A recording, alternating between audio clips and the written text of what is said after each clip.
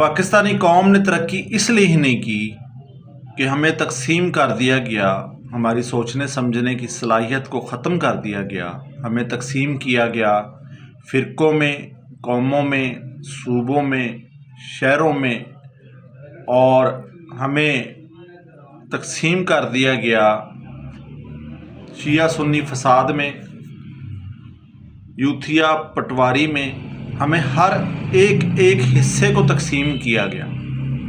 कौमें उस वक्त तक तरक्की नहीं करती जब तक उनका सोचने का, समझने का एक प्लेटफार्म हो, एक प्लेटफार्म से वो सोचने समझने की सलाहियत रखते हों।